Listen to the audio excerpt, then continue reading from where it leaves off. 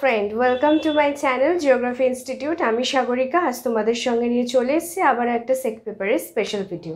First semester সেক পেপারের পরীক্ষা তো সামনে এসেই গেল, তো আজ তোমাদের জন্য আরও একটা টপিক নিয়ে আমি চলে এসেছি। তোমরা অনেকদিন ধরে রিকোয়েস্ট করছিলে যে ফ্লো চার্টটা কীভাবে ট্রানজিট ম্যাপের সাথে জড়িত বা ট্রানজেকশন আমরা কীভাবে ফ্লো চার্টের মাধ্যমে দেখাই, সেটার ওপর তোমাদের একটা ভিডিও বানিয়ে দেওয়ার জন্য। তো চলো আজকে আমরা দেখে নিই যে কীভাবে একটা ফ্লো চার্টের মাধ্যমে আমরা ট্রান্সপোর্টকে দেখাতে পারি। তার আগে যারা এখনও পর্যন্ত আমার চ্যানেলটা সাবস্ক্রাইব করোনি, অবশ্যই সাবস্ক্রাইব করো আর পাশে থাকা বেল আইকনে ক্লিক করতে ভুলো না।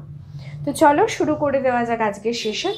শুরু করার আগে তোমাদের একটা জিনিস বলি যে দেখো, আমাদের যে কানেক্টিভিটি রয়েছে বা আমাদের যে ট্রান্সপোর্ট সিস্টেম রয়েছে, সেই ট্রান্সপোর্ট সিস্টেমকে আমরা যখন ম্যাপের মধ্যে প্রকাশ করি তখন আমরা তিনটে উপায় সেটাকে প্রকাশ করে থাকি।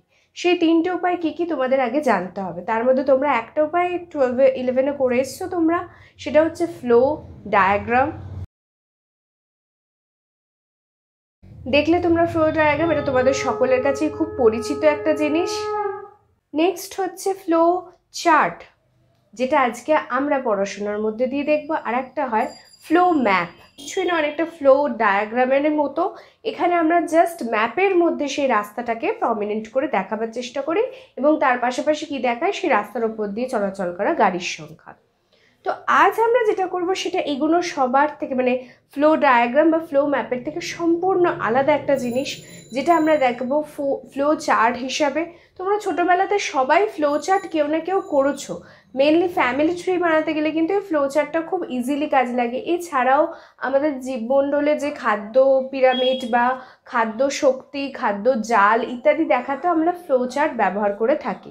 শুধু তাই নয়, যে কোনো ধরনের জীবনচক্র, যে কোনো ধরনের তোমার পরপর সিকোয়েন্স ওয়াইজ ঘটে যাওয়া ঘটনাকে দেখাবার জন্য কিন্তু আমরা ফ্লো ডায়াগ্রাম ব্যবহার করি। এবার হচ্ছে মেইন ব্যাপার যে সেটাকে আমরা কি করে ট্রান্সপোর্টের মাধ্যমে দেখাবো এবং সেই ট্রান্সপোর্টের মাধ্যমে আমরা কিভাবে এই ফ্লো চার্টকে রিপ্রেজেন্ট করবো। দেখো, এটা সত্যি কথা বলতে অনেক রকমের হয়, এটা কোনো নির্দিষ্ট প্রসেস বা নির্দিষ্ট ওয়েতে চলে না। তোমরা যে টপিকের ওপর সার্ভে করছো সেই টপিকের ওপর বেস করে তৈরি হবে এই ফ্লো চার্ট। আমি তোমাদের বেসিক নিয়ে এসেছি আজকে, যেটার মাধ্যমে কিভাবে বেসিক বা সার্ভে করার পর কিভাবে একটা ফ্লো চার্টকে ডায়াগ্রামেটিক্যালি বা বলতে পারো চার্টের মাধ্যমে রিপ্রেজেন্ট করা যায়, সেটা নিয়েই আজকে আমি আলোচনা করব। দেখো, আমাদের যে ফার্স্ট জিনিস যেটা আমাদেরকে জানতে হবে, যে আমাদের তো ট্রান্সপোর্টের ওপরে একটা সার্ভে আগে করে নিতে হবে, ঠিক আছে। তোমরা ধরো কোনো একটা রাস্তায় গেলে সেখান থেকে ট্রান্সপোর্টের ডিটেলস তুলে নিয়ে এলে, তার মধ্যে থাকতে পারে বিভিন্ন রকম ভেহিকলস, থাকতে পারে বিভিন্ন রকম ভেহিকলসের সংখ্যা, থাকতে পারে শুধু রাস্তার নির্দেশাবলী। তো আজ আমরা দেখব যে কিভাবে একটা ফ্লো চার্টের মাধ্যমে আমরা ট্রান্সপোর্টকে দেখাই। দেখো, ভালো করে দেখো। প্রথমে হচ্ছে স্টার্ট। অ্যাকচুয়ালি কি বলতো, ফ্লো চার্ট কিন্তু ম্যাক্সিমাম ক্ষেত্রে ডায়াগ্রামেটিক্যালি বা রিপ্রেজেন্ট করার জন্য আমরা কম্পিউটার অ্যাপ্লিকেশন ইউজ করে থাকি। তো এখানে সেই মোডেই করে দেওয়া আছে। তোমাদের বোঝার সুবিধার্থে আমি এভাবে করেছি। এছাড়াও তোমরা খাতায় লেখার সময়ও এভাবে লিখতে পারো, এতে কোনো ভুল হবে না, ঠিক আছে। দেখো, প্রথমে হচ্ছে আমাদের স্টার্ট করতে হবে। কিভাবে স্টার্ট করছি দেখো, কালেকশন অফ স্টুডেন্টস ডেটা। তোমরা যে ডেটাগুলোকে কালেক্ট করে নিয়ে আসবে ফিল্ড থেকে, সেই ডেটাগুলোকে আমরা আগে ফার্স্ট কালেক্ট করব তোমাদের কাছ থেকে। সেই ডেটা কালেক্ট করার পর আমরা কি করব, সেই ডেটার এক্সিস্টেন্স আছে কিনা বা কতটা এক্স্যাক্ট ডেটা তোমরা কালেক্ট করেছো সেটা আমাদের আগে ভেরিফাই করে নিতে হবে। ধরো অনেকেই ডেটা কালেক্ট করতে গেছে, ধরো আমি বললাম ক্লাসের মধ্যে 20 জন ক্যান্ডিডেটকে এই ট্রান্সপোর্ট ডেটা কালেক্ট করতে ফিল্ডে পাঠানো হয়েছিল। সে 20 জন ডেটাই যে ঠিক ডেটা দিয়েছে সেটার জন্য ভেরিফাই করাটা খুব ইম্পর্টেন্ট। তো ওই জন্যেই নেক্সট স্টেপে কি দেখো, এক্সিস্ট। আমরা দেখবো যে ডেটাটা তোমরা তুলে এনেছো সেটা অ্যাকচুয়ালি এক্স্যাক্ট আছে না অনেক ভুল ত্রুটি আছে, সেটা আমাদের ফার্স্ট আইডেন্টিফাই করতে হবে। তারপরে কি করব, যদি হয় ইয়েস, মানে যদি তোমাদের ডেটার এক্সিস্টেন্স থাকে বা তোমাদের ডেটা যদি ঠিকঠাক হয়, তাহলে সেখান থেকে করব ডেভেলপমেন্ট অফ নোডস। মনে করে রাখবে, নোডসকে ডেভেলপ করতে হবে। মানে কি, এই যে নোড হয় না, রাস্তার একটা এজ হয়, সেই নোডগুলো আমাকে নাম্বারিং করতে হবে। ধরো 1 থেকে 2, 2 থেকে 3, 3 থেকে 4, 4 থেকে 5, এইভাবে আমরা ম্যাপের মধ্যে বা সেই এরিয়া বরাবর তোমাদের খাতার মধ্যে ডিস্টেন্স ওয়াইজ নোটগুলোকে পুট করব।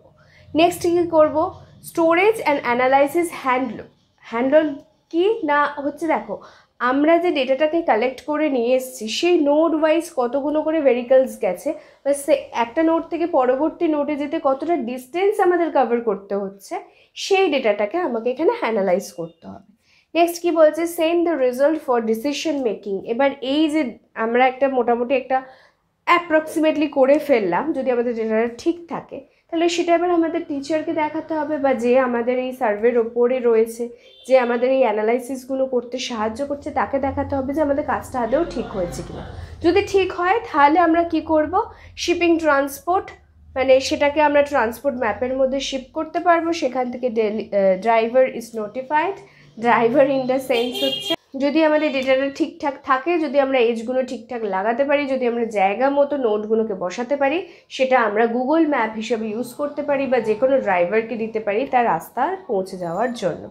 এবং সেখান থেকে মেক দ্য এস্টাবলিশমেন্ট রুট, ঠিকঠাকভাবে একটা রাস্তা তৈরি করতে পারি, যেটা ট্রান্সপোর্ট ডেটার মানে মেন বক্তব্য। আমরা ম্যাপে ট্রান্সপোর্ট দেখাই কেন, একটা জায়গার রাস্তাঘাটকে প্রমিনেন্ট করার জন্য। তার পাশাপাশি কি দেখায়, সেখান থেকে কী ভেহিকলস আছে সেটা তো সেকেন্ড পার্ট।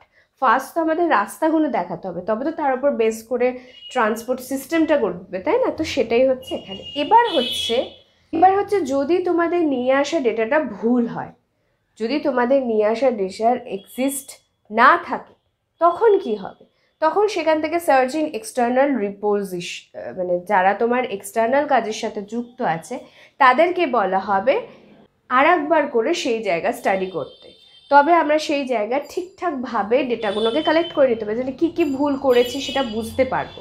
নতুন ডেটা কালেক্ট করে নিয়ে আসার পর আবার সেটার এক্সিস্টেন্স চেক করব। যদি আমার এক্সিস্টেন্স ঠিক থাকে তাহলে আমরা কি করব, information is added to the process তো একই প্রসেস, ঠিক। আর যদি তারপরেও আমাদের ডেটা ভুল বেরোয়, সেক্ষেত্রে কি করব, ইনপুট অফ ম্যানুয়াল ইনফরমেশন, আমাদেরকে ম্যানুয়ালি সেখানে গিয়ে আবার নোটিফাই করতে হবে এবং সেই ডেটাকে কালেক্ট করতে হবে। এই পুরো প্রসেসটাই হচ্ছে আমাদের ট্রান্সপোর্টের মেন মানে প্রসেস। মানে আমরা ডেটা কালেক্ট করে নিয়ে আসবো, সেটাকে যারা আমাদের ফিল্ড সার্ভেতে সাহায্য করছে তাকে দেখাবো।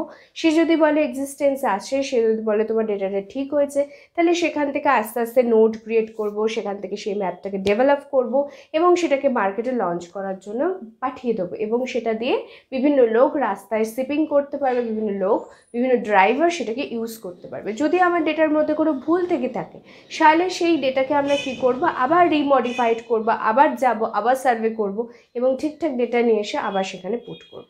এটাই হচ্ছে ট্রান্সপোর্ট ফ্লো চার্ট। এবার দেখো, এই ট্রান্সপোর্ট ফ্লো চার্টটা হচ্ছে রিসার্চ বেস। আমি যেটা তোমাদের দেখালাম, একটা রিসার্চ ওয়ার্ক করার জন্য এই ফ্লো চার্টটাই মেনে চলা উচিত।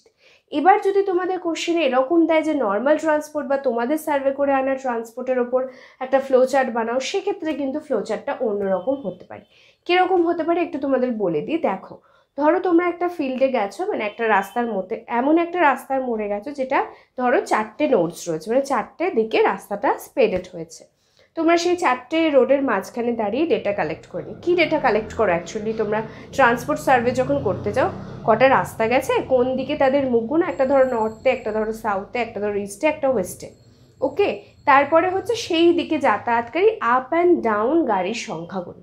এটাই ট্রান্সপোর্ট ডেটা কালেকশন তোমাদের ক্ষেত্রে।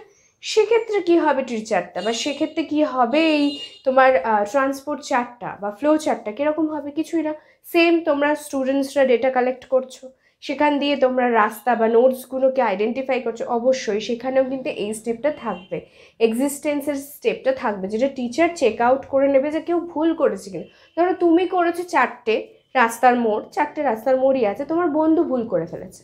বা ধরো তুমি উত্তর দক্ষিণ পূর্ব পশ্চিমের বদলে কোনো একটা ভুল দিককে ইন্ডিকেট করে ফেলেছো, সেগুলো টিচার মানে ভালো করে দেখবে, সেটার জন্য এক্সিস্টেন্স থাকবে। তারপরে আবার তুমি সেখান থেকে চলে আসছো কি নেক্সট টপিকে, মানে তোমার ডেটাটা যদি ঠিক থাকে, তুমি সেই ডেটার নোটগুলোকে রিপ্রেজেন্ট করে দিলে যে কোন কোন দিকে নোটগুলো যাচ্ছে, সেই অনুযায়ী ম্যাপে ইন্ডিকেট করলে। ম্যাপে ইন্ডিকেশনের পর কী করলে, সেখানে কতগুলো ভেহিকেলস যাচ্ছে, কতটা দূর, সে একটা নোড থেকে একটা নোডের কিলোমিটার ওয়াইজ এঁকে ফেললে ছবিটা, বা ফ্লো চার্টের মধ্যে সেই ডেটাগুলো পুট করে দিলে এবং সেটাকে শিপিং হিসেবে পাঠিয়ে দিলে কোনো ডেলিভারি বয়ের কাছে বা কোনো ড্রাইভারের কাছে, বা যেখানে দিয়ে তোমাদের এই ম্যাপটা রিপ্রেজেন্ট করা যাবে সেরকম জায়গায়।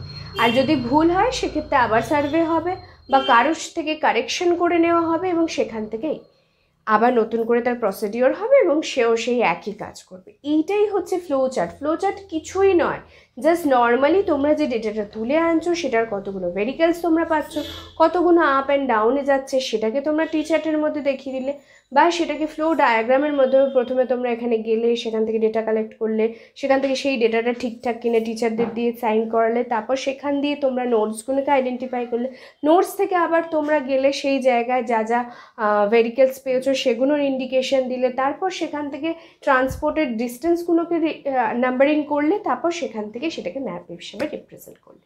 এই হচ্ছে ফ্লো চার্ট। ফ্লো চার্ট তোমরা সবাই ছোটোবেলা থেকে পড়ছো, এটা এমন কিছু হাতি ঘোড়া বিষয় নয়, কিন্তু ব্যাপারটা হচ্ছে ট্রান্সপোর্টের ক্ষেত্রে ফ্লো চার্টটাকে আমি তোমাদের বলবো এই মানে যে স্ট্রাকচারটা আছে এটা তোমরা চাইলে স্ক্রিনশট নিয়ে নিতে পারো। এই স্ট্রাকচারের উপর বেস করে তোমাদের কোশ্চেনে যেটা জানতে চাইবে সেটার উপর অ্যান্সার ক্রিয়েট করলে আমার মনে হয় না কোনো গণ্ডগোল হবে। তবে হ্যাঁ, আমি এটা বলতে পারি যে এটা খুব একটা ইম্পর্টেন্ট টপিক নয়। এখানে যদি ফ্লো ডায়াগ্রাম থাকতো বা ফ্লো ম্যাপ থাকতো সেটা অনেক বেশি ইম্পর্টেন্ট হতে পারতো। আমার মনে হয় না এটা খুব একটা ইম্পর্টেন্ট টপিক, বাট স্টিল তোমরা ভালো করে পড়ে যাবে, জেনে যাবে, যাতে কোথাও কোনো ভুল না হয়। তো আজ এই পর্যন্তই। আশা করছি তোমাদের আমি ট্রান্সপোর্ট ডেটার ওপরে কীভাবে ফ্লোচার্ট বানাতে হয় সেটাকে বোঝাতে পারলাম, বা রিউজেসগুলো কী, কেন আমরা এটাকে করে থাকি সেটা আশা করি বুঝতে পেরেছো। যদি কোনো জায়গায় ডাউট থাকে অবশ্যই আমাকে কমেন্ট করে জানিও। নেক্সট ভিডিওতে আমি তোমাদের জন্য কী টপিক নিয়ে আসবো সেটাও কিন্তু আমার কমেন্ট বক্সে দেখা যায়। এইভাবেই পাশে থেকো, সাপোর্ট করো, আর অবশ্যই ভিডিওটা ভালো লাগলে লাইক শেয়ার কমেন্ট করতে ভুলো না। তো চলো নেক্সট ভিডিওতে আবার তোমাদের সাথে দেখা হচ্ছে, ততক্ষণের জন্য সবাই ভালো থেকো, চলো বাই।